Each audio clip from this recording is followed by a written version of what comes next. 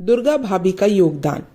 Sanders वध से केवल लाहौर या पंजाब में ही सनसनी नहीं फैली थी, बल्कि समस्त भारत स्तब्ध हो गया था। लाहौर में पुलिस और खुफिया विभाग शहर को चारों ओर से घेर कर नाके नाके पर रोक लगा दी थी। चलते फिरते पुरुषों की तलाशियां हो रही थी, अंधाधुंध गिरफ्तारियां भी की जा रही थी। फिर कांड करने वालों को पुलिस छाया भी छू नहीं पा रही थी। 18 सितंबर सन 1928 ईस्वी को सैंडर्स वध के दूसरे दिन सारे शहर में खुफिया विभाग सीआईडी की आंखों में धूल झोंककर एक लाल पर्चा बांटा गया, जिसमें लिखा था, सैंडर्स को मारकर क्रांतिकारी दल ने लाला लाजपत राय के अपमान का बदला लिया है। साथ ही ब्रिटिश साम्राज्य को चेतावनी भी दी है। चंद्रशेखर आजाद के सामने एक जटिल समस्या यह थी कि राजगुरु भगत सिंह सहित अपने आप को लाहौर में सीआईडी के फैले जाल से कैसे बाहर निकाला जाए। ऐसे जटिल समय में चंद्रशेखर का दिमाग बहुत तेज गति से काम करता था। वह योजना बनाने और उसे पूरे करने में बहुत पटु थे। अंत में उन्होंने एक योजना बना ही ली। भगवती चरण वोहरा और उनकी पत्नी दुर्गा भाभी से चंद्रशेखर आजाद परिचित थे। क्रांतिकारी भगवती चरण गुजराती परिवार के थे, किंतु उनके पिता लाहौर के रेलवे में कार्यरत थे, जिस कारण उन्हें गुजरात से लाहौर आना पड़ता था।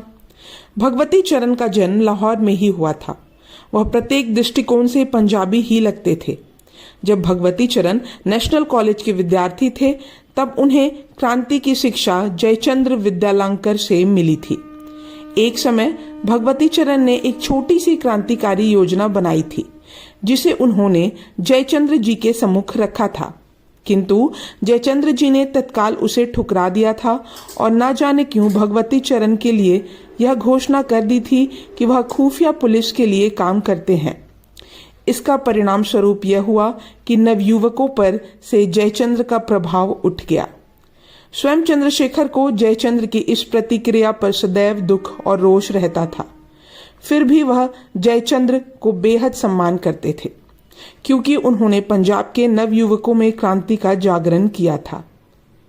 कुछ समय बाद भगवती चरण का दुर्गा नामक युवती से विवाह हो गया था। अब उनका एक 4-5 वर्ष का पुत्र भी था, जिसका नाम सची था। भगवती चरण उन दिनों मेरठ षड्यंत्र कांड के अपराधी बने फरार चल रहे थे। पुलिस ने उनके खिलाफ वारंट जारी कर रखा था। भगवती चरण कलकत्ता में अपनी बहन सुशीला दीदी के साथ रह रहे थे।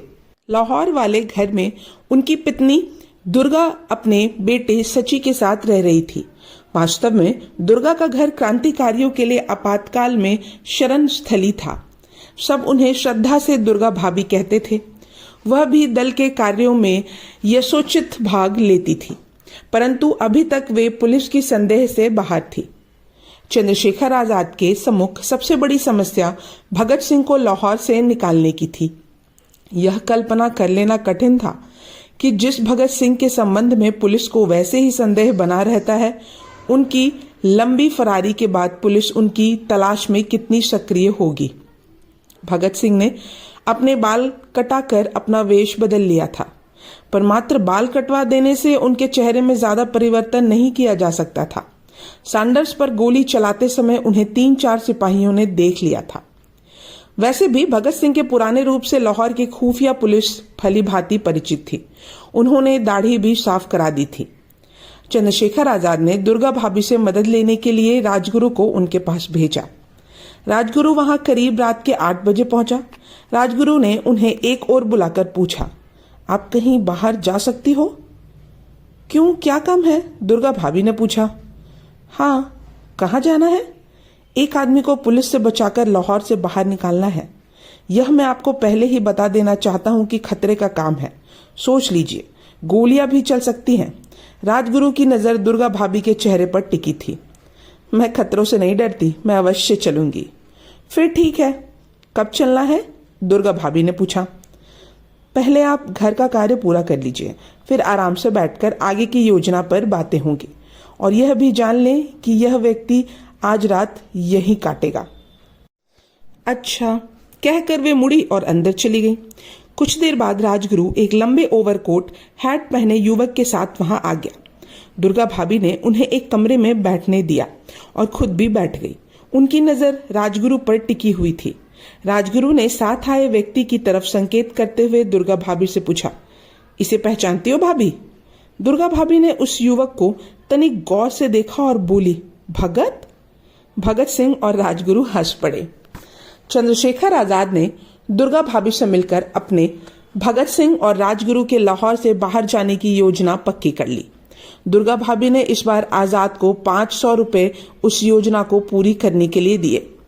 सैंडर्स वध के तीसरे चौथे दिन प्रातः 5 बजे जब आकाश में तारों की झिलमिलाहट भी कम नहीं हुई थी, भगत सिंह साहब बहादुर बना, सिर पर तिरछा फ्लैट हैट लगाए, ऊंचे उठे कॉलर का ओवरकोट पहने, बाईं तरफ 4-5 वर्षीय बालक को, पुत्र शची को गोद में वह इस प्रकार उठाए चल रही थी, उधर से चेहरा नजर न आए।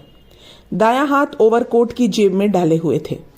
लाहौर रेलवे स्टेशन के प्लेटफॉर्म पर गोरे साहब जैसे शान से चलता हुआ जा रहा था। उसके बाईं ओर से उसकी सुंदर पत्नी दुर्गा भाभी चल रही थी। दुर्गा भाभी ने अपने चेहरे पर अंग्रेज युवती की भांति सलीके से पाउडर लाली लगा रखी थी और अपनी सबसे ऊंची एड़ी के जूते से खटखट करती चल रही थी। उन्हें देखकर यही लगता था कि वे पश्चिमी सभ्यता से पूरी तरह रचे बसे और पढ़े लिखे भारतीय दंपति हैं। दुर्गा भाभी एक हाथ में शानदार बिस्तर था और दूसरी हाथ में अटैची। उनके पीछे पीछे पुरानी दरी में अपना बिस्तर लपेटे राजगुरु नौकर के वेश में चल रहा था। भगत सिंह का जो हाथ जेब में था, उस जेब में भरा हुआ पिस्तौल था। कपड़ों के भीतर कमर पर भी एक भरा हुआ पिस्तौल बंधा हुआ था। उनके मन में अपने लिए जरा भी भय नहीं था, किंतु मासूम सची और दुर्गा भाभी के लिए वह अवश्य ही चिंतित थे। उन्हें भय था कि पुलिस को उन पर संदेह हो गया तो गोलियां अवश्य चलेंगी। तब सची और भाभी का क्या होगा? भगत सिंह शची और दुर्गा भाभी के साथ रेल की प्रथम श्रेणी के डब्बे में जा बैठे। उनके साथ आए राजगुरु, जो एक बहरे नौकर बने हुए थे, रेल के 3rd क्लास के डिब्बे में बैठे। वह अपने पात्र को सही से निभाने के लिए बार बार प्रथम श्रेणी के डब्बे में आकर उस छद्म वेशधारी दंपति को सलाम झाड़ रहे थे और उनकी जरूरतें पूरी कर रहे थे। उसी ट्रेन के एक 3rd क्लास के डिब्बे में एक हिष्ट-पुष्ट साधु शरीर पर भभूत लगाए राम नाम की चादर को गले में डाले बैठा था। उसके हाथ में कमंडल था और सिर मुंडा हुआ था। वह साधु और कोई नहीं, चंद्रशेखर आजाद ही थे। जब पश्चात दंपति बने हुए भगत सिंह स्टेशन पर पहुंचे थे तो उन्होंने साधु बने चंद्रशेखर को प्रणाम कर दक्षिणा दी थी। उन दंपति को छोड़ने कुछ अन्य पुरुष तथा स्त्रियां भी आई थी। उन्होंने भी उस साधु महात्मा को प्रणाम कर उनका आशीर्वाद लिया। वे पुरुष और स्त्रियां क्रांतिकारी संगठन के ही सदस्य थे, लेकिन अधिक सक्रिय न थे, इसलिए वे साधारण नागरिक ही समझे जा रहे थे। स्टेशन पर सीआईडी का जाल बिछा हुआ था। खुफिया पुलिस को एक इंस्पेक्टर हर तरह निगाह रख रहा था। उसने कुछ लोगों से साधु के बारे में पूछा, यह साधु कौन है? जिससे पूछा गया था उसने अपनी सभ्यता के अनुरूप अपने हृदय में उत्पन्न श्रद्धा से प्रेरित होकर कहा, कोई पहुंचे हुए महात्मा लगते हैं। इंस्पेक्टर भी उनके पास गया और उनसे प्रार्थना की, साधु महाराज, मुझे आशीर्वाद दीजिए कि मैं अपने काम में सफलता प्राप्त कर सकूं। अवश्य सफल होगे, किंतु तुम्हें कुछ दक्षिणा अवश्य देनी पड़ेगी। इंस्पेक्टर ने 4 आने जेब से निकालकर उन्हें दे दिए। ट्रेन चल पड़ी। अगले स्टेशन पर साहब बहादुर बने भगत सिंह और आधुनिक पत्नी बनी दुर्गा भाभी शान से उतरे। दुर्गा भाभी ने कलकत्ता में सुशीला दीदी के नाम तार किया। इसके बाद दोनों फिर अपने रिजर्व कूप में वापस आ गए। सुशीला दीदी उन दिनों सर सेठ छज्जूराम की पत्नी श्रीमती लक्ष्मी देवी की शिक्षिका और अभिभावक भी थी। उन्हीं की 3 मंजिला कोठी में रहती थी। भगवती चरण उनके भाई भी उन्हीं के साथ रह रहे थे। दुर्गा भाभी ने तार भेजने वाले के नाम की जगह दुर्गा देवी ना लिखकर भूल से दुर्गावती लिख दिया था। भगवती चरण और सुशीला देवी तार पाकर विस्मित थे कि कौन दुर्गावती अपने भाई के साथ आ रही है, क्योंकि दुर्गा देवी ने कांग्रेस अधिवेशन में जो कलकत्ता में होने वाला था आने से मना कर दिया था। उधर कलकत्ता मेल चल पड़ी। उस ट्रेन से उस दिन कुछ वर्ष बाद अपनी शहादत से ब्रिटिश साम्राज्य को हिला देने वाले 3 क्रांतिकारी सफर कर रहे थे। इस बात की तब किसी ने कल्पना भी नहीं की थी। क्रांतिकारी महिला दुर्गा भाभी की तुलना करना भी असंभव है, जिसने दूसरे की पत्नी बनकर 40 घंटे रेल के उस रिजर्व डिब्बे में बिताए थे, जिन पर पूरे समय खतरे की नंगी तलवार लटकी हुई थी। किसी भी पल पुलिस का कहर टूट सकता था। यदि पुलिस को तनिक भी संदेह हो जाता तो भगत सिंह के साथ उनकी ओर और उनके छोटे बेटे की जान हथेली पर आ जाती। अब यह बात दूसरी थी कि भगत सिंह जैसे जियाले जवां मर्द के साथ रहते हुए उनकी हथेली ही सामने वाले की गर्दन मरोड़ देती, मगर सौभाग्य से ऐसा कुछ नहीं हुआ। आजाद भगत सिंह और राजगुरु के साथ दुर्गा भाभी पुलिस तथा सीआईडी की आंखों में धूल झोंककर लाहौर से बाहर चले गए। भगत सिंह और दुर्गा भाभी सकुशल लाहौर से कलकत्ता स्टेशन पर पहुंच गए। भगत सिंह और दुर्गा भाभी जब ट्रेन से उतरे तो कलकत्ता स्टेशन पर भगवती चरण और सुशीला दीदी मौजूद थे।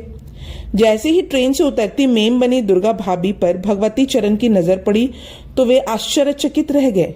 एक पल के लिए वह समझ ही नहीं पाए कि आखिर माजरा क्या है, किंतु साहब बहादुर बने भगत सिंह को देखते ही वह तुरंत मामले को समझ गए। वह अपनी पत्नी के इस नए रूप पर मुग्ध हो उठे। वास्तव में दुर्गा देवी की शक्ति का प्रदर्शन उनके लिए एक नया अनुभव था। सहसा उनके मुख से निकल पड़ा, वाह दुर्गा, आज वास्तव में मैंने तुम्हारे नारी शक्ति को पहचान लिया। यह भाग यहीं समाप्त होता है। अब हम अगले भाग में जानेंगे बढ़ती गतिविधियों के बारे में। तब तक के लिए धन्यवाद।